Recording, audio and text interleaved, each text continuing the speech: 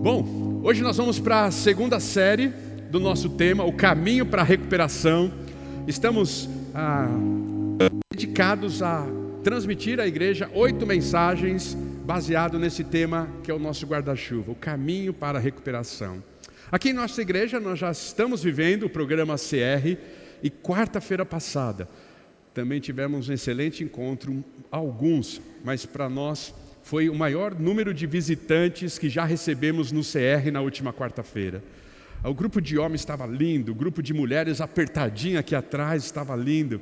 Então nós estamos muito felizes com o CR. E as mensagens aqui é para que Deus continue curando você e quem sabe ajudando você a encontrar a sua área de recuperação.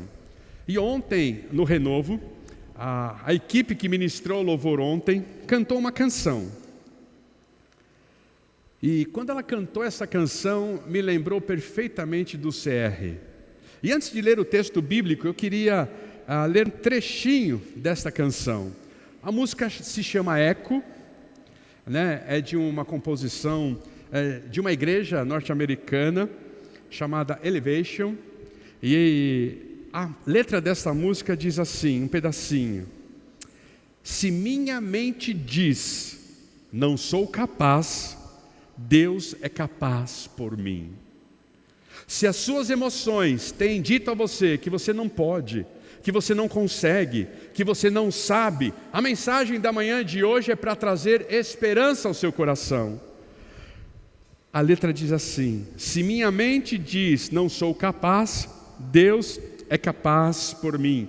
Não me rendo, decidida estou, se tu estás aqui, quem pode ir contra mim? Se Deus é por você, se Deus é por nós, igreja, quem poderá ser contra nós? E na mensagem de hoje eu quero trabalhar o segundo princípio com vocês, trazendo esperança e reproduzindo esse sentimento. Se as suas emoções têm tentado pregar uma peça a você, dizendo, eu não posso, eu não consigo, eu não sei, não tenho mais jeito, né?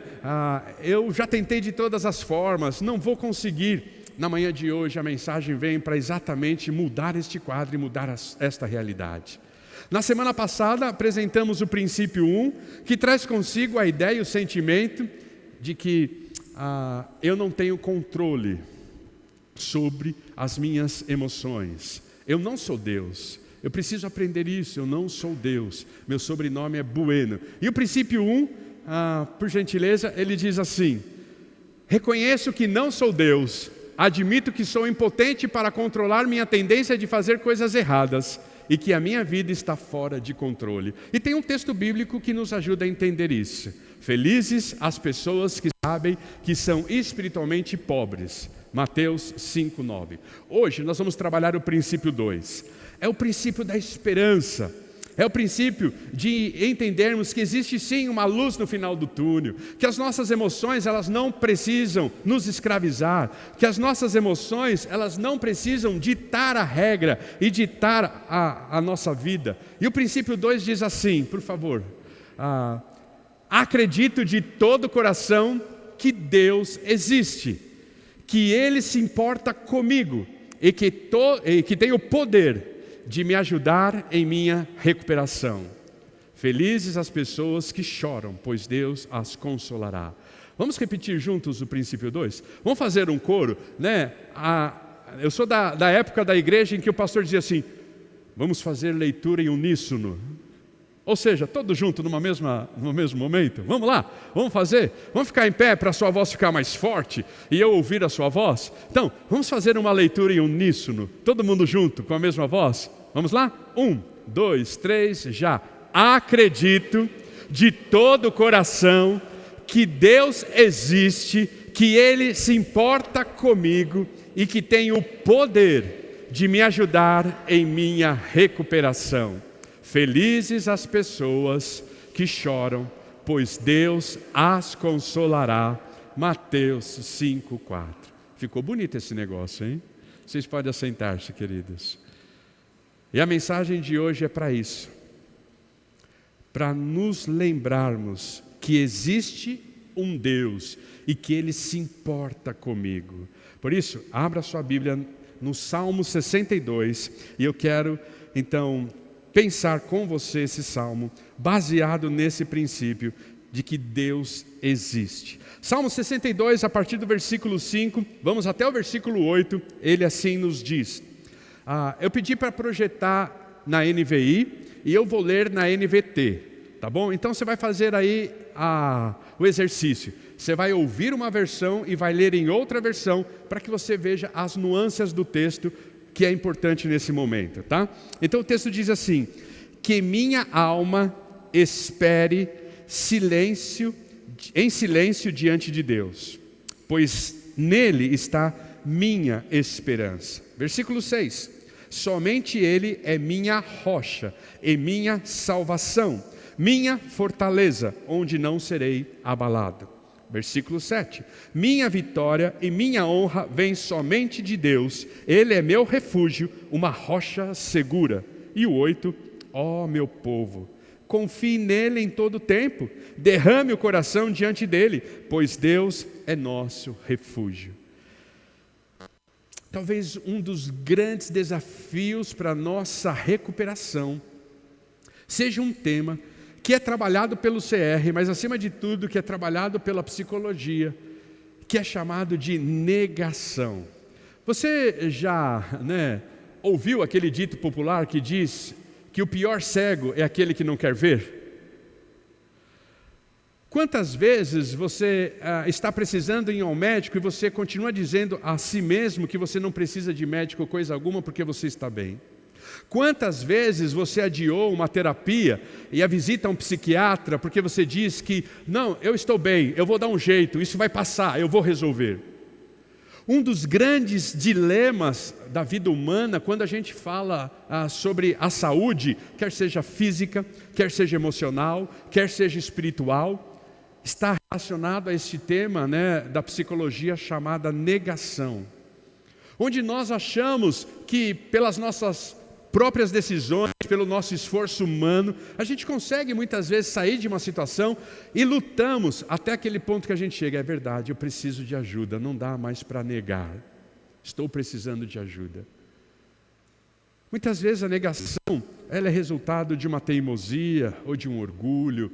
Muitas vezes a negação é resultado de até mesmo não termos a coragem de olhar para dentro de nós, identificarmos que estamos precisando de ajuda. Quantos estão endividados e não procuram ajuda para tentar aprender um jeito diferente de administrar as suas finanças? Mas continuam empurrando com a barriga, a tranco e barranco, e vai tentando e estão na negação. Quantos estão com a vida dilacerada e a gente apresenta o poder que há em Jesus Cristo e a pessoa não quer se envolver com Jesus? A negação é um grande problema. Quando eu estava olhando e pensando sobre a negação, olhando a definição de negação, que não importa para nós na manhã de hoje, eu me lembrei da minha adolescência. Eu sempre joguei muito futebol. Eu acordava jogando futebol, eu ia para a escola no intervalo, eu jogava futebol. Eu saía da escola, eu jogava futebol. Eu jogava futebol no campo de várzea, eu jogava futebol na rua. Eu pulava o muro da escola para jogar futebol na quadra. Eu sempre joguei muito futebol, mas houve uma época da minha vida em que eu treinava pela Prefeitura Municipal de São Paulo. E a Prefeitura Municipal de São Paulo tinha um time que treinava no Parque da Aclimação. E essa semana eu voltei no Parque da Aclimação, segunda-feira, para passear, e fui lá matar saudade e olhar para aquele campo. Até tirei uma foto, coloquei no meu status, falei, aqui eu conheço o caminho do gol. Porque eu sempre joguei do meio para frente. Eu não sou um bom marcador, eu sou um bom armador e um bom atacante. Pelo menos eu me considerava. Meu orgulho não me permite dizer diferente, gente? Palmeiras perdeu em não ter me achado. E eu achava que eu seria jogador profissional. E eu me lembro que eu treinava nesse time da prefeitura e tinha toda a infraestrutura. Eu me lembro que todo dia eu ia jogar e eu recebia da prefeitura da cidade um passe para voltar e um passe para ver no dia seguinte. Uma canequinha de groselha. Não é delícia a groselha, igreja? Coisa boa é groselha, eu também gosto muito de música, Esqueci agora o nome, como se fala. Quando se faz uma música para vender um produto, Esqueci o nome disso agora. Jingle, Jingle. E eu gosto também muito de jingle.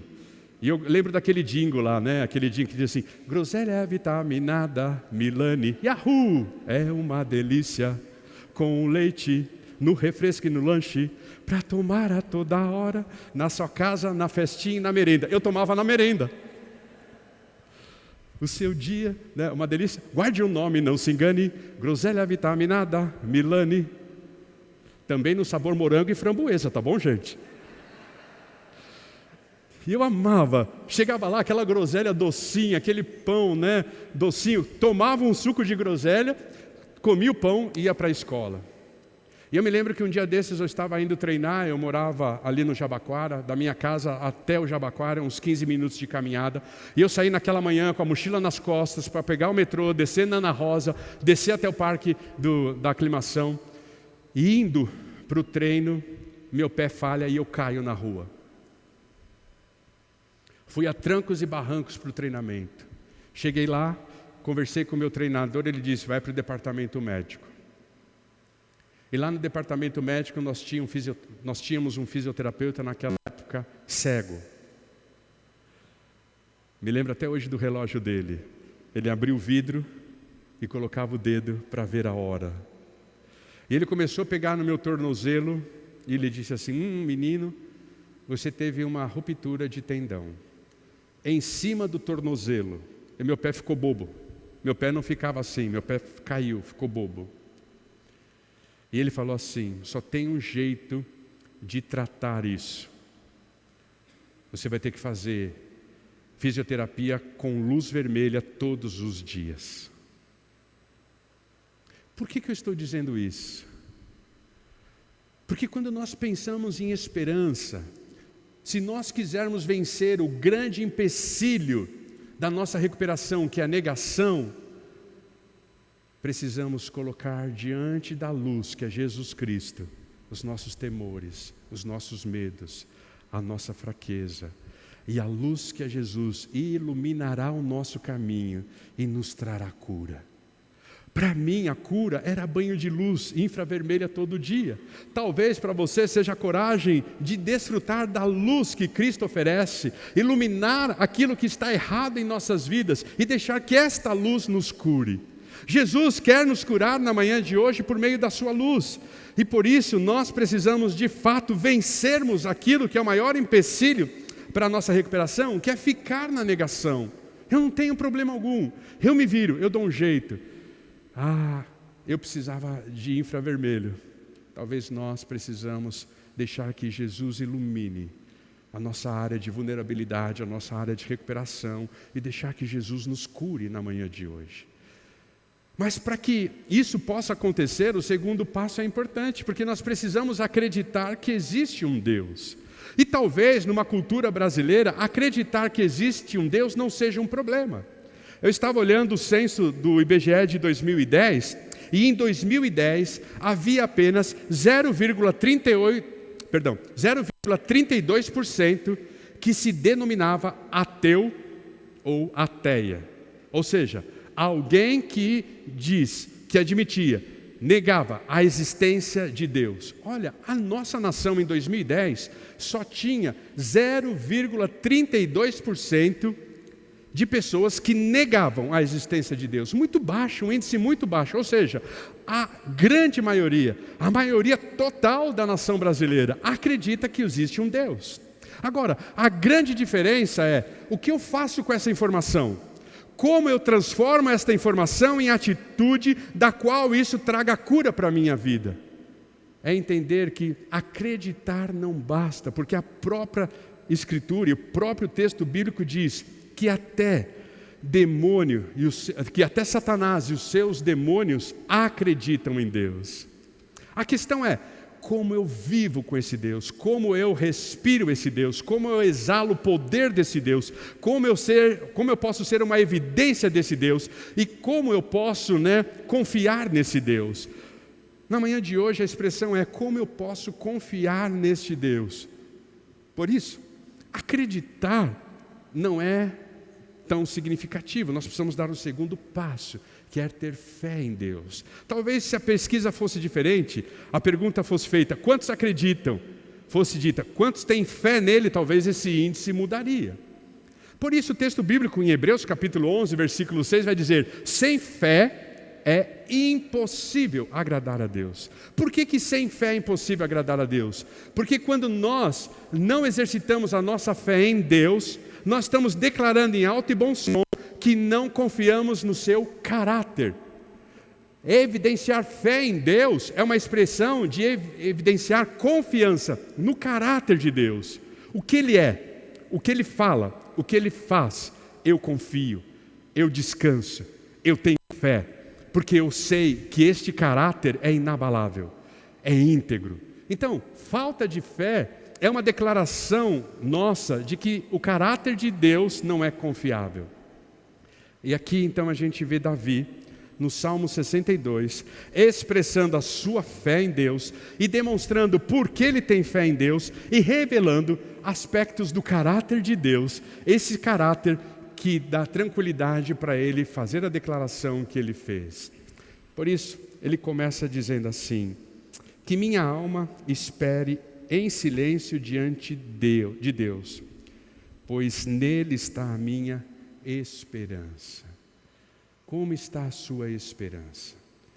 Mais um dito popular. Não sei se em outros países tem esse dito, mas aqui, como brasileiro, a gente diz: pastor, fica tranquilo, a esperança é a última que morre. Mas você já percebeu que muitas das nossas esperanças já morreram faz tempo? Às vezes nós colocamos esperança no emprego e somos mandados embora.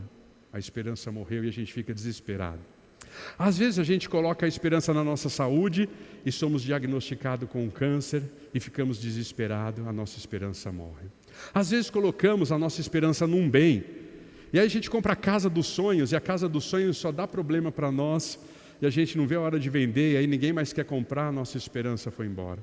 Às vezes colocamos a nossa esperança em pessoas, aí pessoas vêm, nos machucam, nos decepcionam, nós decepcionamos a ela, e a gente fica sem esperança, a ponto de dizer assim: quer saber de uma coisa, eu vou ficar quietinho na minha casa, não vou falar com ninguém, não vou abrir meu coração, porque se eu abrir, vai vir mal olhado para mim, porque eu não sei como que é essa pessoa, ela vai fazer uma macumba e não vai dar nada certo na minha vida, e a gente passa de desesperança para sermos crentes místicos.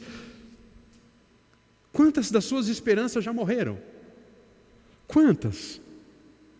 Porque talvez nós temos colocado esperança em coisas, em pessoas, em projetos. Nós temos colocado esperança naquilo que é volúvel, volátil, passageiro. Quando Davi, ele vem e diz assim: eu quero cura para a minha vida, e por isso eu espero silenciosamente em Deus e coloco nele toda a minha esperança. Quando eu penso, nesse conceito, tanto fora da Bíblia quanto dentro da Bíblia, nós podemos pensar de três maneiras. Primeiro, esperança é o ato de se esperar algo que se deseja, que se almeja. Esse tipo de esperança talvez seja bem passiva, e ela está na categoria de espera. Eu sento e espero o que está por acontecer, de maneira passiva. Não é isso que o texto bíblico está falando. Também nós vemos então agora a esperança sendo transformada no verbo. Quantas vezes você já ouviu falar: não temos que ter esperança, nós temos que esperançar, Paulo Freire, depois a gente vê Cortella falando Paulo Freire, a respeito do que é esperançar. Quando nós pensamos em esperançar, nós pensamos em alguém que está sonhando em almejar, sonhando em conquistar, sonhando em buscar, sonhando em agir, trabalhando para colocar o seu sonho em ação. E esperança no texto bíblico é muito parecido com o sentimento de esperançar. É um sentimento proativo. Eu não fico sentado esperando, ver o barco, ver a banda tocar. Não, nada disso. Eu arregaço as mangas e trabalho para acontecer. Esperança no texto bíblico tem um pouquinho desse sentimento. Mas esperança no texto bíblico traz consigo o sentimento de confiar. Não estaria nada errado se eu traduzisse ou lesse assim o texto bíblico. Versículo 5. Que minha alma espere em silêncio diante de Deus, pois nele está a minha confiança. A ideia é, esperança é o sentimento de confiar, de entrega total. Eu sei quem é Deus, eu conheço o seu caráter, eu confio nele. Tanto é verdade que tem um texto tão conhecido em Jeremias, no capítulo 17, que diz assim: bem-aventurado o homem que espera no Senhor e coloca nele a sua esperança. Ou, em algumas traduções, como o Fabrício já colocou aí, diz assim: mas bendito é o homem cuja confiança está no Senhor, cuja confiança nele está. Troca o sentimento de espera e esperança por confiança. Como é este homem? Coloca o 8 para mim. Como é este homem? Este homem será como uma árvore plantada junto às águas e que estende as suas raízes para o ribeiro. Ele não temerá quando chegar o calor, porque as suas folhas estão sempre verdes. Não ficará ansiosa no ano da seca, nem deixará de dar fruto. Porque nós confiamos no caráter de Deus. Se tudo vai bem, glória a Deus. Se tudo vai mal, glória a Deus. Como Jó, no seu livro, no capítulo 1, no verso 21 diz: depois que Jó recebe todas as notícias difíceis de uma vida, notícias que chegam tudo junto de uma vez, entra um com uma notícia, entra outro com uma notícia, os animais que morrem, o celeiro que pega fogo, os filhos que morrem, e Jó, depois de ouvir todas essas péssimas notícias, ele exalta a doxologia de Jó. Ele adora a Deus dizendo assim: o Senhor o deu, o Senhor o tomou. Bendito, bendito seja o nome do Senhor. Porque Jó confiava no caráter de Deus. Jó confiava em quem Deus era e sabe que Deus sabe o que está fazendo. E nós vemos Davi fazendo a mesma coisa, e Davi vai dizer a mesma coisa. E ele diz assim, versículo 6: somente Ele é minha rocha, minha salvação. Primeiro aspecto do caráter de Deus, do qual Davi pode depositar toda a sua esperança, toda a sua confiança nele. Davi diz: Deus tem como caráter rocha. Rocha traz consigo a ideia de estabilidade. Deus não é como eu, que acorda meio depressivo, no meio do dia fica alegre, fica feliz, no final do dia fica morno e vai dormir chateado. Deus não é como eu, que as circunstâncias definem o meu humor, o meu momento, a minha situação. Deus é rocha. Rocha traz consigo o sentimento de estabilidade. Estava estudando, estava pensando e meditando nessa mensagem. Talvez muitos de vocês viram uma recorte do pastor Ed, da mensagem dele do último domingo, falando a respeito da oração. Quantos de vocês viram este recorte da oração do Ed? Ninguém viu? Alguns viram. Muito interessante esse recorte da mensagem do Ed, que fala exatamente sobre isso. E ele fala: quantos de nós já tivemos a experiência da oração, de orar e nada acontecer? Mas por que você volta a orar? Porque você confia no caráter de Deus e sabe que Ele sabe o que está fazendo. Quando a gente pensa que Deus é a nossa rocha, traz consigo essa estabilidade. Eu queria ler com vocês o texto de Isaías 26:4 e fortalecer esse sentimento e entender o que é que Deus está falando, o que é que Davi está falando a respeito de ser rocha. Olha o que Isaías diz no versículo 4 do capítulo 26. Confiem sempre no Senhor, tenham esperança, confiem sempre no Senhor, pois o Senhor Deus é a rocha eterna. Ele é estável. Nele você pode confiar. Nele você pode confiar. Se Ele diz que te ama, Ele te ama. Mas pastor, eu não tenho feito nada para merecer o amor de Deus. Ele te ama, ponto. Se Ele diz que cuida de você, Ele vai cuidar. Mas pastor, eu não tenho sentido o cuidado de Deus. Confie, Ele vai cuidar. Se Ele diz que estaria com você todos os dias, até a consumação dos séculos, Ele está. Mas pastor, eu não o vejo. Me sinto distante dEle, mas Ele está. Porque Ele é estável. Ele é a rocha. aquilo que traz estabilidade para nós. Seria muito difícil para mim estar pregando aqui num piso em que eu fosse para trás e, fosse para lá. Não, aqui eu me sinto à vontade, eu me sinto seguro, eu ando, eu corro, eu pulo, porque eu sei que isso é estável, até o dia que cair, mas enquanto não cair é estável. Como anda a sua vida? Como as circunstâncias têm bagunçado as suas emoções? Quantas suas emoções têm ditado a sua fala, têm ditado as suas decisões, têm ditado o seu momento? Tirando as mulheres aqui que sofrem com a evolução hormonal, e a gente sabe que quanto é difícil para elas. E para você que é casado, eu tenho uma excelente notícia a dar a você. Outro dia entrei no consultório com a minha esposa, numa consulta da ginecologista. E a minha esposa estava falando, no começo do nosso casamento, sobre a sua luta hormonal. E a ginecologista, na época, olhou para mim e disse assim: pastor, minha irmã em Cristo até hoje, minha ex-ovelha, ela disse assim: pastor, eu tenho uma boa notícia a dar ao pastor, então eu vou repetir a boa notícia da médica para os homens que estão aqui, para animar vocês, tá bom? Fique tranquilo, a Lilian será só Lilian durante 3 dias do mês. Sua tarefa é achar quais são esses 3 dias. Não é fácil, irmãos? É fácil, é só encontrar quais são os 3 dias em que a sua esposa será ela mesma, sem a influência hormonal dela. Mas tirando elas, e tirando esse problema, quantas emoções têm ditado as nossas regras? Nós somos pessoas estáveis. O caráter de Deus é estável. Ele é rocha, e Ele convida você a confiar nele, porque Ele é estável. Mas olha o que Davi diz.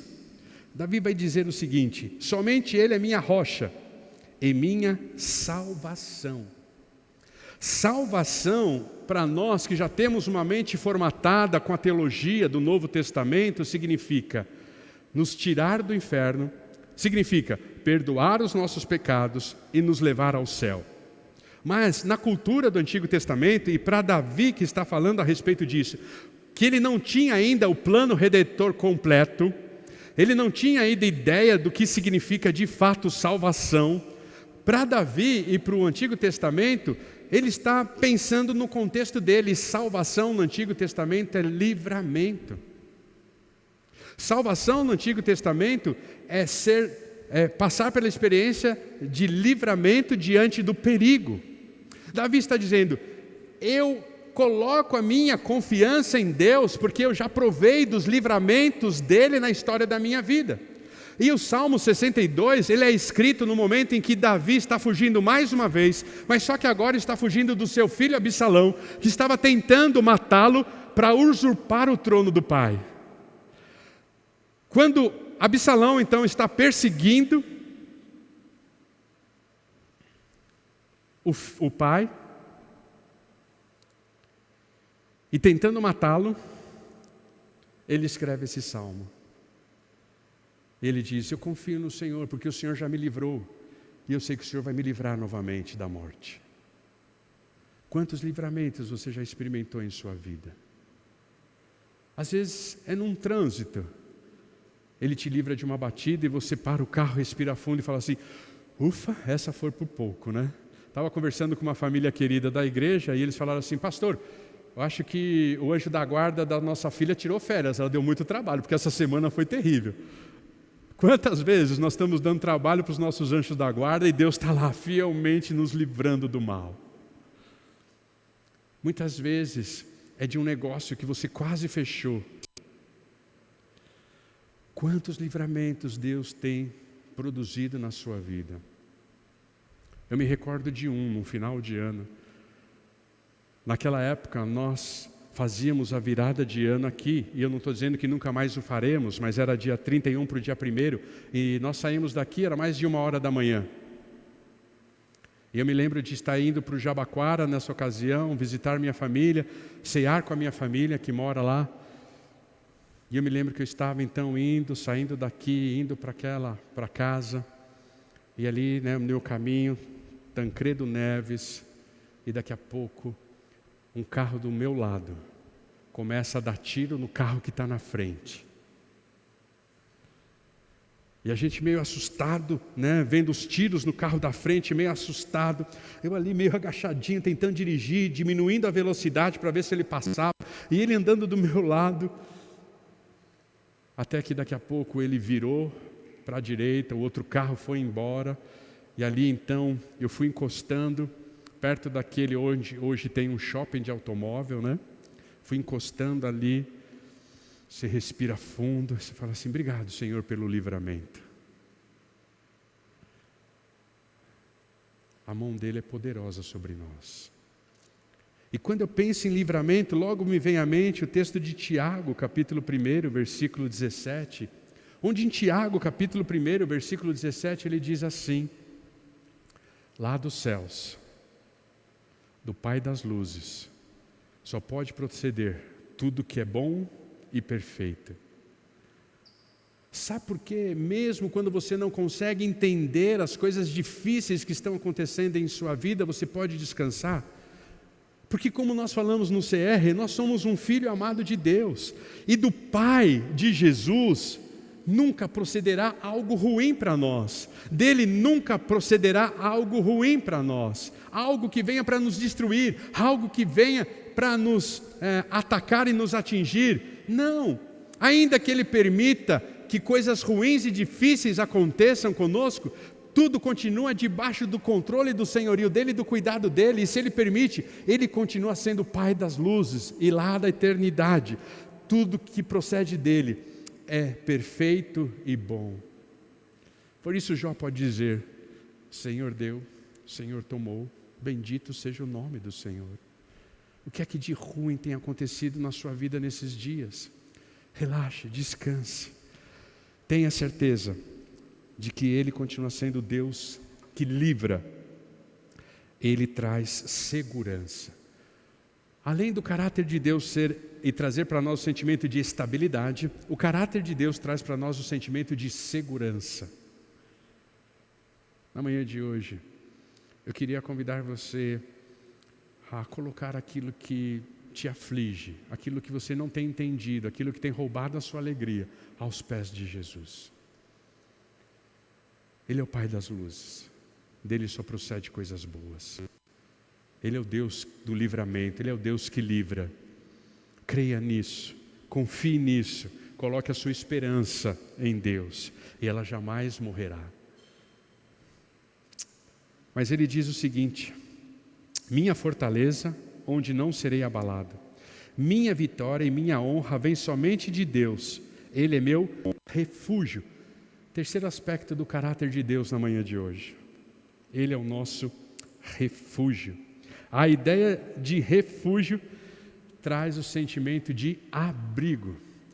Onde você se abriga, onde você se refugia nos momentos difíceis da sua vida. Eu me refugio no colo da minha esposa. Nos momentos de luta da minha vida, eu pareço um bebê de pouca idade, que corre para o colo da mamãe e chora.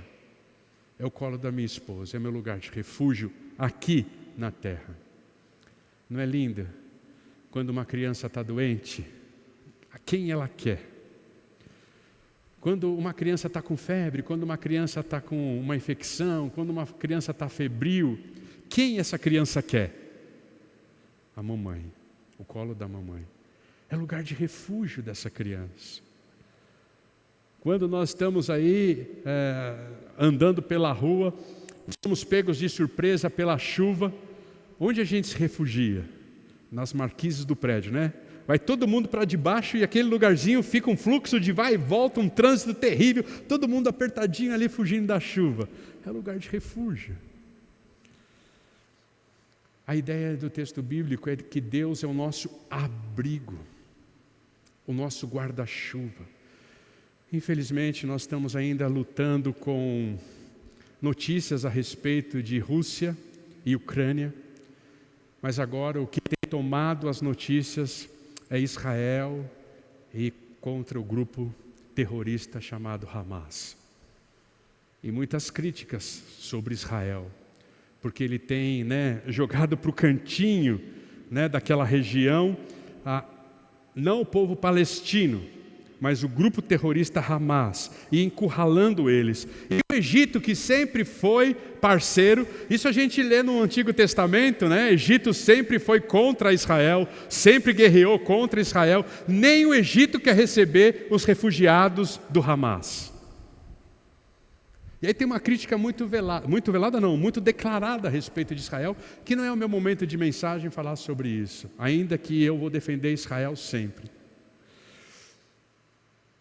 E para onde Israel fugia quando ele era atacado?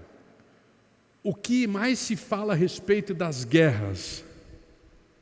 Um lugar chamado bunkers. Deus é o nosso bunker. Deus é o lugar onde a gente se abriga diante dos mísseis que o diabo lança contra nós. Deus é o lugar onde a gente se abriga diante dos mísseis que as nossas emoções tentam dizer a nós. Deus é o bunker das nossas vidas quando somos malditos, quando somos caluniados, quando a nossa dignidade está sendo colocada à prova. Deus é o nosso bunker, Deus é o nosso abrigo. Davi está dizendo, Davi que foi um general de guerra, Davi que empreendeu muitas batalhas, ele está dizendo, eu confio em Ti, eu coloco a minha esperança em Ti, eu deposito a minha confiança em Ti, porque eu conheço o Seu caráter e eu sei que o Senhor tem como caráter ser o meu abrigo, o Senhor tem como caráter ser o meu bunker. Não é interessante um salmo tão conhecido, quando nós lemos lá o Salmo 46, versículo 1, como diz mesmo? Deus é o meu refúgio e minha fortaleza, no momento bem presente. Agora, por que Deus nos coloca nos bunkers da vida? Por que Deus se faz de um bunker para nós? Para nos mimar? E de forma alguma. Para nos tornar mais forte e fazer com que saiamos deles mais fortes do que nunca, mais resilientes do que nunca, mais confiantes do que nunca. Eu não tenho sombra de dúvida que muitas das nossas provações têm um único objetivo: fortalecer a nossa fé e voltar a olharmos para Deus e confiarmos no Seu caráter, porque Deus sabe que sem fé é impossível agradá-lo, porque negar a fé é negar a exatidão, a precisão e o poder do Seu caráter. Na manhã de hoje, eu quero resgatar a esperança do seu coração. Existe sim solução para aquilo que mais lhe aflige hoje. Talvez a sua área de recuperação seja um grande desafio da qual você ainda não conseguiu admitir e você continua negando. Deixe a luz de Cristo iluminar e curar as suas emoções na manhã de hoje. E o texto bíblico termina assim: como um clamor de Davi. Pode ser que a voz seja de Davi, pode ser que a pena esteja na mão de Davi, mas é o clamor de Deus ao seu coração na manhã de hoje. Deus diz assim para você, meu querido irmão, minha querida irmã: ó meu povo, confie nele, confie em mim, em todo o tempo. Derrame o seu coração diante de mim, pois eu sou o seu bunker. Eu gosto muito de uma canção, eu gosto muito de louvor e adoração. Muitas vezes eu preparo mensagem com fone de ouvido, ouvindo música.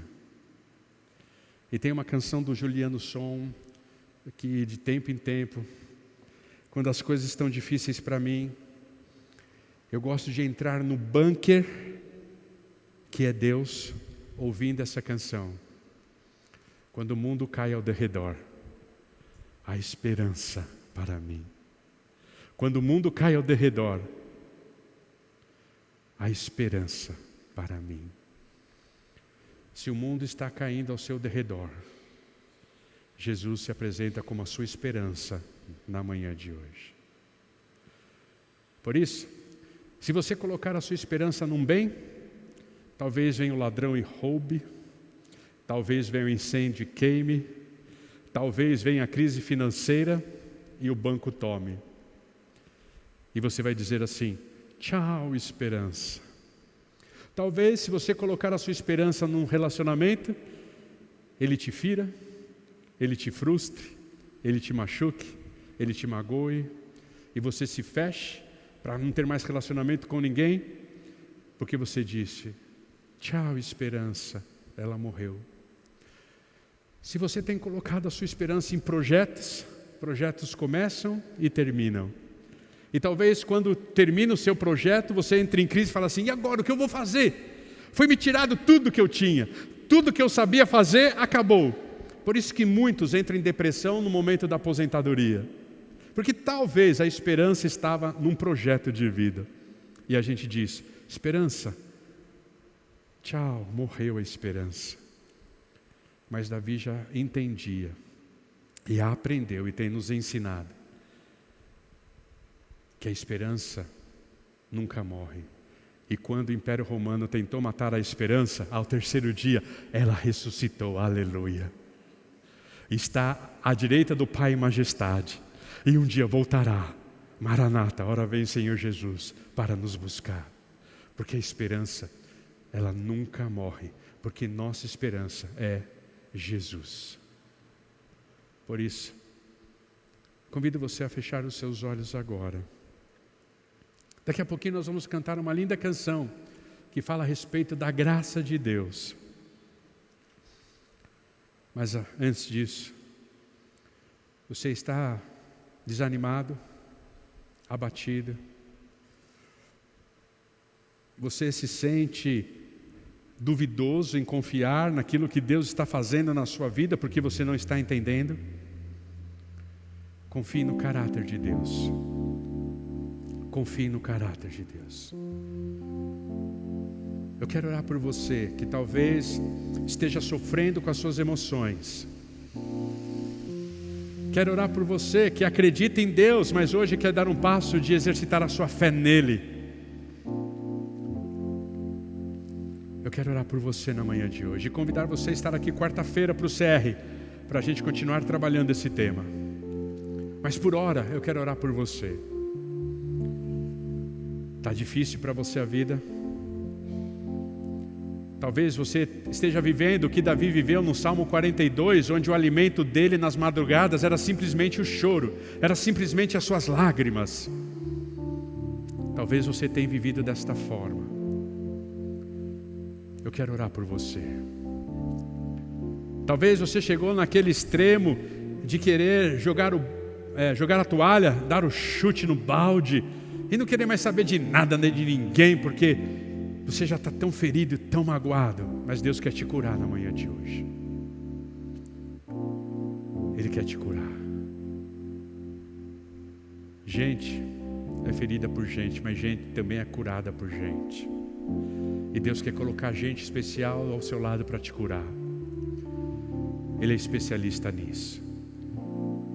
Confie no caráter dele estável. Confie no caráter dele seguro. Confie no caráter dele de abrigo. Ele não quer te mimar, ele quer fazer você mais forte, mais resiliente. Se a mensagem de hoje faz sentido ao seu coração, quer seja no ambiente presencial, no ambiente online, essa igreja tão querida que nós temos ministrado, fique em pé. Aqui, aonde você estiver e quando você estiver, fique em pé. Eu quero orar por você e eu quero que você receba essa oração. Fique em pé em nome de Jesus. Ele quer te curar agora. Ele quer te curar. Fique em pé. Amém. Amém. Deus quer te curar na manhã de hoje. Ele quer que você receba da graça dele na manhã de hoje. Vamos orar, igreja. Se você está sentado, ore por quem está em pé comigo. E daqui a pouquinho você vai poder abraçá-lo, abraçá-la, perguntar o nome dele, o nome dela, e levar o nome dele para casa, o nome dela para casa, para orar durante toda essa semana. Paizinho querido, obrigado por ser confiável. Obrigado pelo teu caráter estável, pelo teu caráter seguro. Obrigado por ser o nosso bunker neste momento, ó Pai. Quantas lágrimas o Senhor tem recolhido e colocado no pote. Quantas lágrimas o Senhor tem recolhido e não tenho dúvida que transformará em bênção nos próximos dias, nas próximas horas. Quantas lágrimas o Senhor tem recolhido, ó Pai, para gerar testemunho e vida na vida destes que choram, ó Pai. Não tenho dúvida disso, porque como nós lemos, como nós declaramos, do Senhor que está nos altos céus, de Ti só pode vir coisas boas e perfeitas para nós, e nós estamos prontos para recebê-las, ó Pai, mesmo sem compreendê-las, e glorificarmos o Teu nome, ó Pai. Por isso agora feche feridas, por isso agora visite corações, por isso agora, ó Deus, enxugue lágrimas, por isso agora, ó Deus, console, por isso agora abrace com o poder do Teu Santo Espírito, ó Pai, por isso agora ofereça o Seu colo a este povo querido, ó Pai, por isso agora o Senhor possa embalá-los em Teu braço, ó Deus, amenizando toda a dor, toda a inquietação, toda a dúvida, toda a preocupação, ó Pai, e reproduzindo esperança no coração deste povo, ó Pai. Este é o meu anseio, este é o meu desejo, este é o meu clamor, ó Pai. Por isso eu entrego e me ajunto, me uno a este povo, ó Pai. Estou em pé porque também careço da Tua graça, careço da Tua misericórdia. O Senhor sabe quais são os meus lamentos, da minha infantilidade, da minha imaturidade, ó Pai, mas obrigado porque o Senhor tem me curado, o Senhor tem trabalhado, o Senhor tem me ensinado a falar, a como falar, a se calar, e ó Pai, eu peço que o Senhor me dê sabedoria em todo o tempo. Deus, obrigado porque eu sou um filho amado Teu, nesse tempo me recuperando de codependência, e eu Te louvo e Te adoro, ó Deus, porque o Senhor sabe do que eu preciso e tem massageado o meu ego. A minha oração é essa agora, ó Pai, massageie o ego dos Teus filhos na manhã de hoje. Pai, garanta o coração deles com o selo da Tua presença, de que eles não estão sozinhos, de que eles não são frutos do acaso, que eles não são resultado da sorte, que eles não estão, ó Pai, ao léu, vivendo solto e livremente, movidos e guiados, ó Deus, pelas circunstâncias, deixando que a vida os leve. Não, ó Pai. Obrigado por ser o vigia de Israel, obrigado por ser o vigia deste povo, obrigado por não dormir, obrigado por não cochilar, obrigado por não vacilar, e de maneira firme, como uma rocha, de maneira firme, como um abrigo, o Senhor continua nos livrando, produzindo salvação e nos poupando, ó Pai, de todo mal, ainda que aos nossos olhos estamos vivendo um tempo de coisas ruins, mas nós Te louvamos por isso, ó Pai, e sabemos que estamos sendo preparados para viver o Teu melhor, que é do lado de lá da eternidade, mas queremos nos regozijar do lado de cá da eternidade. Abraça esse povo, ó Pai, massageie o ego deste povo, enxugue as suas lágrimas e dê vida e qualidade de vida a esses que estão em vida neste tempo. É o que eu Te peço, e assim eu oro, no nome de Jesus, dizendo amém e amém.